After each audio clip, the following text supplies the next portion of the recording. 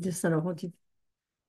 Voilà, donc c'est parti. Le deuil, une priorité. Bon, je voulais trouver un peu d'autres titres, mais finalement, c'est celui-ci qui est venu. Je vais me représenter brièvement. D'abord, je vous remercie d'être là aussi, si vous êtes là en direct, si vous êtes là en différé. Je vous remercie pour vos j'aime, pour vos commentaires, pour vos partages, pour vos abonnements aussi. C'est comme ça aussi que ça permet la diffusion de ce que je partage. Donc, en fait, qui est-ce que je suis? Je suis, voilà, une humaine pour l'instant.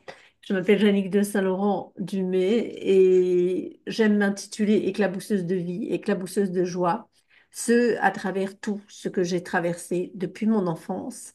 Et puis dernièrement, on va dire la plus grande traversée pour moi, c'est la mort de notre fils aîné en août 2020. Il avait 28 ans, il est mort d'un cancer. Et c'est une traversée qui se poursuit, donc un deuil qui se poursuit parce qu'un deuil, est-il jamais fini? J'en sais rien. En fait, ce qu'on appelle quand même le deuil, si on regarde les définitions dans le dictionnaire, c'est quand même la phase intense qui suit qui suit vraiment le décès d'un être cher, d'un être proche. Donc voilà, c'est cette phase intense du deuil. Après, est-ce qu'on appelle ça encore du deuil? Est-ce que c'est aussi intense? Comment peut-on définir que c'est intense ou pas? Je n'en sais rien. Et il n'y a pas de durée, il n'y a pas de durée pour un deuil, il n'y a pas non plus de dire, ben voilà, maintenant c'est apaisé et il va plus y avoir d'intensité. Donc ce que j'appelle les intensités, c'est des intensités émotionnelles, des moments peut-être de mélancolie et ils peuvent arriver peut-être tout le temps. Encore dans 20 ans, encore dans 30 ans, qui sait, en fait, même s'il y a une paix qui s'installe, même s'il y a quelque chose de plus serein, donc voilà, le deuil n'a pas de fin, mais aujourd'hui je voulais parler, en fait, le deuil, une priorité. Euh, je voulais parler un peu plus du moment, en fait, d'intensité, du moment. J'ai failli intituler la vidéo La mort, une priorité. Bon, après, voilà, mon propos, c'est quand même la vie, donc je suis guérisseuse de lettres, en plus d'être éclabousseuse de vie, je suis auteur de 3 livres que je vous montre régulièrement. Il va y avoir encore tellement de jours, le cahier des questions et puis l'envolée, puis un quatrième livre qui va être... donc ces livres-là, ils sont sur le deuil, sur la mort, sur l'au-delà aussi, sur la communication avec l'au-delà. Et puis un quatrième livre qui est en cours qui va toucher plus sur l'enfance et la maltraitance, et sur aussi, euh, on va dire, ça va être un roman initiatique. Voilà. Comment arriver à repousser ses limites, à avancer en fait quoi que ce soit qu'on traverse. Et c'est aussi donc aller mettre ses priorités. Je trouve que chaque deuil, chaque mort, alors j'ai une grande famille, j'ai aussi des amis. Oh, bonjour Anne. Et finalement, je trouve qu'à chaque annonce d'un décès, il y a ce choix qui se fait aussi de venir, est-ce que je participe à l'enterrement, est-ce que j'y vais, est-ce que j'y vais pas? Ben, il y a parfois, c'est une évidence. Voilà, on y va. Et puis d'autres fois, en fait, j'observe aussi des personnes qui se rendent la vie un peu compliquée en se disant, mais non, mais moi j'ai des obligations, je peux pas me déplacer. Euh, et je sais que pour moi, c'est important de pouvoir être là. En tout cas, alors vis-à-vis de la personne qui décède et puis vis-à-vis des plus proches. Donc il faut peut-être que je remette ça en perspective. Alors après, bon, voilà, quand c'est vraiment nos proches, on se pose même pas la question. Bien sûr qu'on est là. Voilà, pour mon fils, je n'ai même pas besoin de me poser la question parce que c'était nous qui devions organiser l'enterrement là, en 3 jours. C'est vraiment le truc assez fou. Donc il y a cette priorité-là. Et puis après, quand c'est dans un cercle un peu plus lointain, voilà, il y a des gens qui n'aiment pas être là aux enterrements, qui se disent c'est pas le moment. Et en fait, c'est des moments tellement importants pour moi parce que c'est un moment aussi qui nous remet face à notre propre mort, face à notre finitude et face aussi à nos propres choix de vie finalement. Parce qu'à chaque fois qu'on se remet face à la mort, donc soit qu'elle vient nous frapper de plein fouet avec nos proches, soit quand c'est peut-être un peu plus éloigné même, ça peut être parfois juste, je sais pas, quelqu'un du village, des voisins, une célébrité, etc. Ça nous renvoie quand même à cette question existentielle qu'on se pose tous à des moments donnés, mais en fait, qu'est-ce que je fais sur Terre? Qu'est-ce qu'on fout là, quoi? Et qu'est-ce que je choisis pour ma vie? Est-ce que je suis là pour m'emmerder? Est-ce que je suis là pour souffrir? Est-ce que je suis là pour me mettre des bâtons dans les roues tout le temps? Est-ce que je suis là, voilà, en fait, donc quelle est ma priorité dans ma vie? Donc, c'est pas le deuil qui est une priorité, mais c'est peut-être justement faire le deuil à ce moment-là, à chaque fois qu'il y a une mort, à chaque fois qu'il y a un décès, c'est aussi aller faire le deuil, laisser mourir, laisser partir, bien sûr, une personne qu'on aime, une personne qui nous est chère, mais aussi toutes ces parties de nous euh, qui sont pas complètement nous-mêmes, qui sont pas complètement nous, où on sent qu'on n'est pas vraiment à sa place.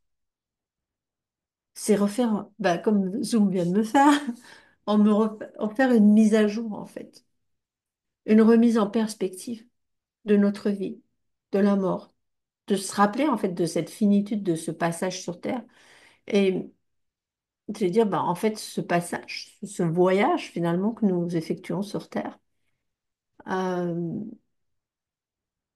quelle texture est-ce que j'ai envie qu'elle prenne? Qu'est-ce qu'il me correspond pour l'instant? Est-ce que je suis dans une direction qui me satisfait, qui me plaît, euh, qui me contribue en fait aussi?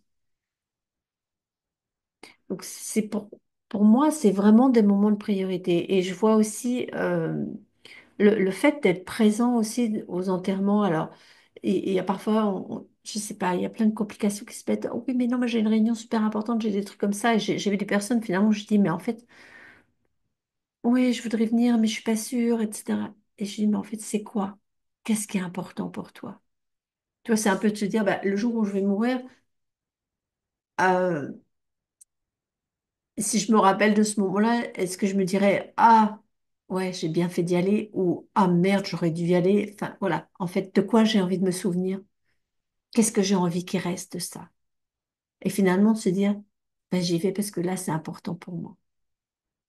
C'est important pour moi. Et puis peut-être parce qu'en fait, j'ai aussi envie d'entourer, d'être là pour les autres, etc. Puis après, on peut se dire, ben non, moi, à ce moment-là, l'enterrement, j'en ai rien à faire. Par contre, j'ai envie de me manifester après. Donc, il y a tout ça qui peut venir comme priorité. Donc, il y a là-dessus. Et puis, par exemple, pour nous aussi, la priorité. Alors, dans le cadre de la mort de notre fils, qui n'était pas accidentelle, puisque c'était une maladie quelque part, on pouvait s'y attendre, mais on ne s'y attendait pas vraiment. Mais bon, voilà, on va dire que le dernier mois, on s'y attendait. En tout cas, les 15 derniers jours, c'était un peu inéluctable, même si on n'avait pas forcément envie que ça arrive. Et puis même si on se disait peut-être que l'échéance va se repousser, peut-être de 3 mois, de 3 ans. Enfin, voilà. Donc il y a toujours une incertitude tant qu'il y a de la vie. En fait, la mort n'est pas là. Mais Mais soudain, il y a ces décisions à prendre aussi pour l'enterrement, pour, voilà, par exemple, moi je sais que c'était une priorité qu'on puisse rapatrier son corps à la maison. C'était une priorité. Pour moi, c'était une priorité d'avoir cette présence-là. C'était une priorité aussi de faire une cérémonie à notre image, donc dans notre jardin. Euh, et ça, c'est pas forcément quelque chose auquel j'ai réfléchi avant, mais c'était comme une évidence. C'est-à-dire la priorité, là, en fait, tout ce qui est de l'ordre du conventionnel, tout ce qui est de l'ordre de ce qui se fait, de ce qui se fait pas, mais ça n'existait plus, en fait. Ça, c'était une priorité. Je sais que pour la mort d'une de mes tantes aussi à son enterrement, au dernier moment, il y a quelque chose qui a sonné complètement faux d'aller suivre le corbillard en voiture. Et je savais que pour ma cousine, c'était tellement important de pouvoir le suivre à pied. Et donc, la priorité, c'était de suivre le cœur, en fait, suivre notre cœur. Et j'ai dit au gars des pompes funèbres, je dis, on va suivre le cortège à pied. Il me dit, ouais, mais on n'a pas d'autorisation de la mairie, etc. Ça va aller, ça va aller. Et on a suivi ça. Et c'était un moment absolument euh, solennel, je dirais, de pouvoir suivre le corbillard à pied, etc. Donc ça, c'était la priorité en fait. Pour d'autres gens, c'est pas ça la priorité. Ça, c'est que des broutilles. Mais pour d'autres gens, c'est super important. Donc en fait, ce qui est important pour moi, dans ces cas-là, la priorité, et en fait, pas dans ces cas-là, mais en général, la priorité, c'est vraiment de suivre son cœur, ce qui peut être facile à dire. Parfois, on n'a pas l'habitude. Il y a quelques années, ben oui, j'avais envie de suivre mon cœur, et puis en fait, il y avait deux trucs où j'étais coincée dans plein de choses qui faisaient que j'avais du mal à suivre mon cœur. Mais c'est vraiment ça, et c'est toujours ce rappel, en fait, au moment du deuil. C'est toujours ce rappel ben, en fait, qu'est-ce que tu choisis pour ta vie? Qu'est-ce que tu choisis pour la vie en général? Et qu'est-ce que tu choisis pour ta vie maintenant? Euh, Parce que finalement, ben, l'être aimé n'est plus là, que ce soit un enfant, un conjoint, un frère, une sœur, un ami très cher. Ah, bonjour, je vois qu'il y a Céline qui est là et qu'il y a Pauline. Vous pouvez me partager aussi vos impressions. me dire qu'est-ce que ça remue pour vous. Mais finalement, c'est toujours ce rappel, qu'est-ce que je mets en premier? Qu'est-ce que j'honore en premier? Qu'est-ce que je choisis finalement pour ma vie? Et l'être aimé n'est plus là. Et c'est aussi ce rappel qu'en fait, il n'est pas responsable de mon bonheur. Bien sûr, il va y avoir beaucoup de tristesse parce que on a adoré ces moments ensemble, on a beaucoup partagé ensemble, etc. Mais mon bonheur ne dépend pas de cette personne. Donc, qu'est-ce que je vais choisir maintenant? Est-ce que je suis capable, avec cette absence physique de l'autre, on va toujours créer une relation parce qu'il y a toujours cette présence différente qui est là, cette présence subtile qui est là. Est-ce que je suis capable maintenant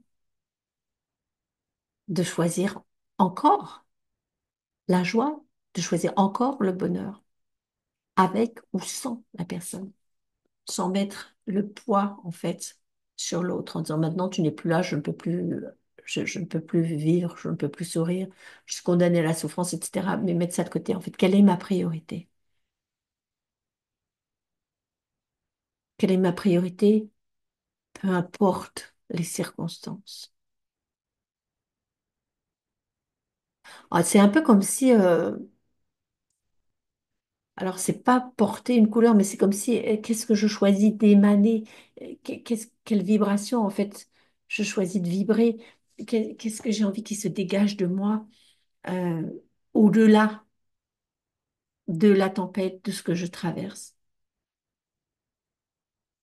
de la présence, de la joie, de la paix, de la quiétude, de la réassurance. Et finalement, c'est quelque chose, on se dit, ben, je vais l'offrir aux autres, mais non, en fait, c'est se l'offrir à soi-même en premier.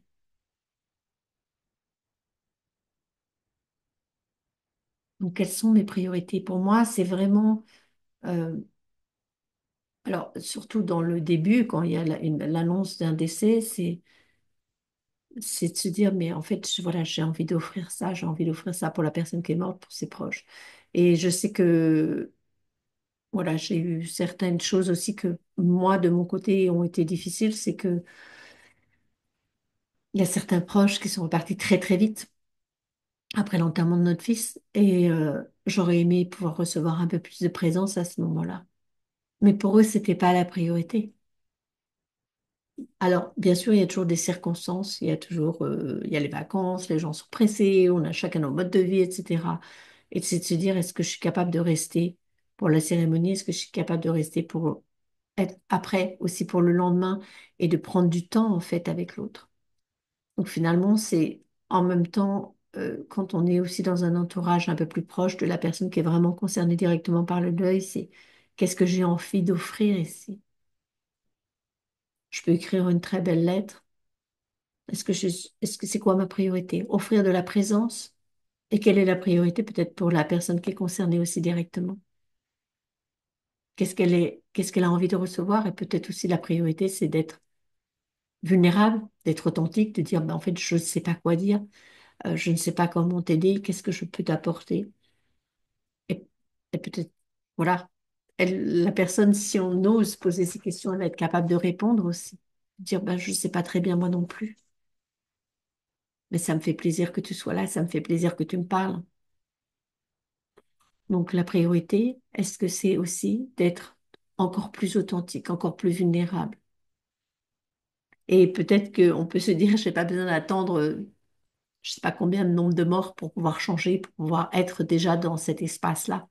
Un peu, je pense à des endroits de circulation, des carrefours qui sont difficiles. Et puis, en fait, grosso modo, ben, on attend qu'il y ait eu un certain nombre d'accidents et donc un certain nombre de morts pour pouvoir modifier le carrefour et qu'il soit plus un carrefour dangereux et qu'il s'aménage et que ce soit plus fluide pour la circulation. Voilà.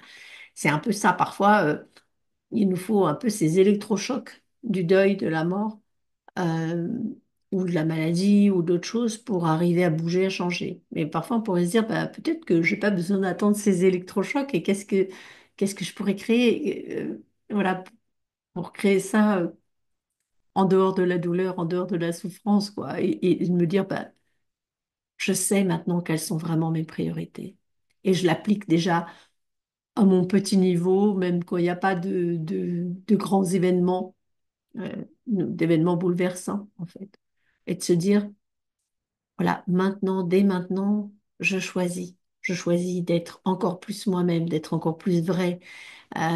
Bonjour Isabelle, il y a Pauline, Isabelle, Céline. Donc voilà, vous pouvez me faire un petit coucou, un petit commentaire. Je ne sais pas quelles sont vos priorités pour vous et au moment du deuil aussi. Alors en tout cas, quand on vit un deuil très proche, un deuil précoce aussi, bah, c'est sûr, ça remet les priorités de vie en- je vais dire une bêtise, en priorité. Non, mais ça remet en place, je veux dire, ça les remet en place. Qu'est-ce que je choisis maintenant pour moi? Euh, Puisque la vie peut s'arrêter aussi vite. Ce sont des rappels, ce sont juste des rappels, en fait, qui sont plus ou moins brutaux, qui sont plus ou moins bouleversants. Euh, Est-ce que j'ai envie de continuer dans ce travail qui me convient ou pas?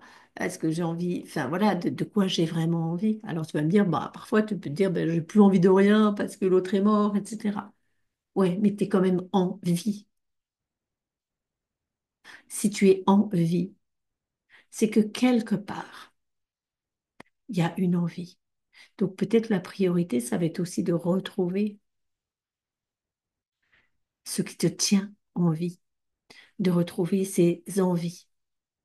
Peut-être c'est juste d'avoir une vie euh, plus vraie, plus authentique, plus intense. Ça ne veut pas dire qu'on va se lancer dans 1000 projets. Pour moi, ça peut être aussi de revenir à beaucoup plus de simplicité, beaucoup plus de sincérité. Un jour à la fois, un moment à la fois aussi. Mais je trouve que c'est important. Et souvent, euh, je crois qu'il y a un mental qui cogite et, et qui nous empêche d'être complètement à notre place à ce moment-là aussi. En tout cas, je sais que pour moi, quand c'est vraiment des gens très très proches, donc là je parle pas de mon fils, mais je parle voilà, des deux très proches, c'est une évidence que je vais aller traverser la France pour aller à l'enterrement, pour être là, euh, voilà, pour les proches, c'est une évidence. De la même façon que ça peut être une évidence de traverser, voilà, enfin, de faire un grand voyage pour un mariage, pour un moment heureux, pour un anniversaire, c'est une évidence. Parce qu'à la fin, de quoi est-ce que je vais me rappeler dans ma vie? De ces moments-là ou des moments que j'ai loupés? Après, c'est vrai qu'on peut avoir beaucoup de sollicitations, beaucoup de choses, mais finalement, qu'est-ce qui est important? C'est des moments où c'est important d'être là ensemble. La priorité, c'est peut-être de ne plus passer à côté de sa vie, de ne plus passer à côté des choses importantes pour nous.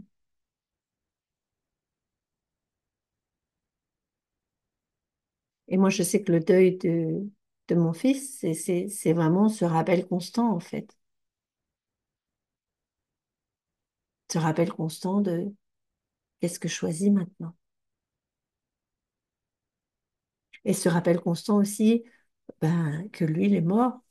Son frère et sa sœur sont vivants, donc je le rappelle constant d'être là aussi, au même titre que j'offre une présence pour mon aîné qui est dans les terrés. Ne pas oublier d'offrir ma présence physique de mère pour mes autres enfants qui sont sur Terre.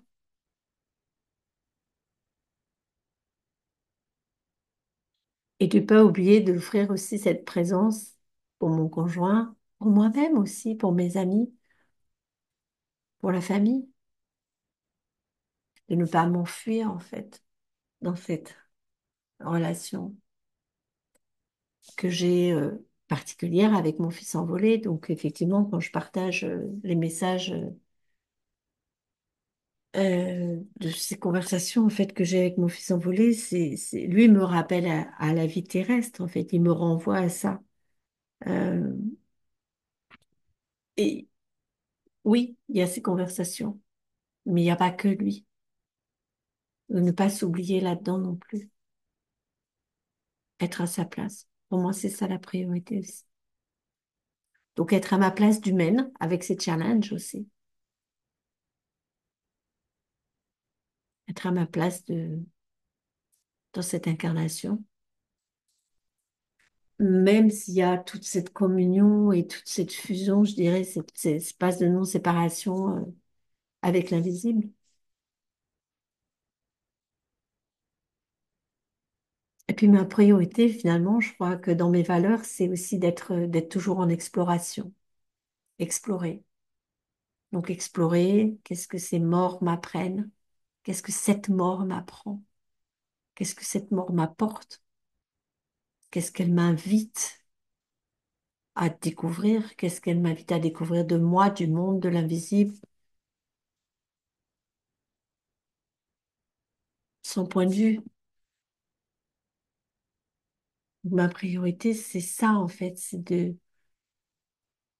ouais, de rester en vie. Je vous invite à me partager quelles sont vos priorités dans le deuil, vos expériences aussi, si vous, voilà, vous n'avez pas le temps de le faire en direct, mais de le faire après en différé, soit vous pouvez le mettre publiquement ici, soit vous pouvez aussi me l'envoyer en message privé. Ce sera avec un grand plaisir que je vous répondrai, soit personnellement, soit sous le biais d'une autre vidéo. Et puis, je vous donne rendez-vous dans quelques jours, là, le 8 novembre à 13h30 en direct sur Facebook. Ce sera rediffusé sur Insta et sur YouTube. Je vais célébrer justement les 1 an de mon livre L'Envolée. Et puis, je suis contente parce que j'ai plusieurs personnes qui vont venir témoigner en direct. Fanny Folly, Fanny Campan, donc Fanny Folly qui est mon éditrice de Wow Édition, Fanny Campan avec qui je viens de terminer un accompagnement d'1 an pour l'écriture de mon prochain livre. Il y a aussi Isabelle Grell qui est une thérapeute extraordinaire. Et puis Maggie Desrhumes, lettre acoustique, qui est une femme aussi incroyable qui crée quelque chose de fou avec la vibration acoustique. Et peut-être j'attends encore quelques réponses. Donc voilà, ça va être riche en partage et voir ben, qu'est-ce que ça a créé finalement d'oser publier aussi ces messages, d'oser publier ce recueil. Euh, Qu'est-ce que ça a créé? Donc ben, pour moi, oui, forcément, hein, de rendre ça public, ça change beaucoup de choses. Donc ça faisait partie aussi de mes priorités, aller oser en fait rendre public. Ces échanges qui sont d'une teneur assez incroyable avec mon fils envolé. Et puis, euh, et puis qu'est-ce que ça a créé pour les lecteurs et les lectrices aussi. Donc, à très bientôt, le 8 novembre à 13h30 en direct sur mon profil Facebook, Jeannick de Saint-Laurent-du-May. Et sinon, ça sera en différé pour les autres. Alors, je vais essayer de tout arrêter en même temps avec, euh, avec la nouvelle configuration de Zoom. Je ne sais pas si je vais y arriver. Je vous dis à très bientôt.